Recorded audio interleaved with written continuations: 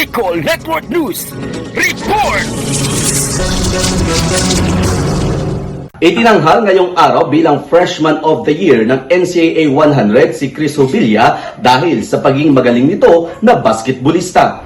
Ayon sa opisyal na anunsyo ng National Collegiate Athletic Association o NCAA, labis na ikinatuwa ng mga taga-Bulan ang tagumpay ni Hubilla na itinuturing siyang inspirasyon hindi lamang sa kanilang bayan kundi pati na rin sa buong bansa. Binansagan siyang darak, isang simbolo ng katapangan at husay sa larangan ng basketball. Samantala si Hubilla na isa sa mga malalaro ng Mapua Cardinals ay patuloy na nagbibigay ng karangalan hindi lamang sa mga taga-Bulan kundi pati na rin sa kanyang mga tagahanga. Sa kabilang banda, nagpahayag naman ng suporta at pagbati ang kanyang pamilya, mga kaibigan at kababayan. Pinuri nila ang dedikasyon ni Hubilla sa kanyang laban sa pagpapatuloy ng mga laro ng NCAA na siyang nagbibigay ng inspirasyon sa maraming Pilipino. Isang pagpupugay para kay Chris Hubilla, ang bagong bituin ng Sorsogon at ng NCAA. Mula dito sa Bayan ng Bulan para sa Bicol Network News, Mega Patrol number 5 Romel Grabador Coro, tatak,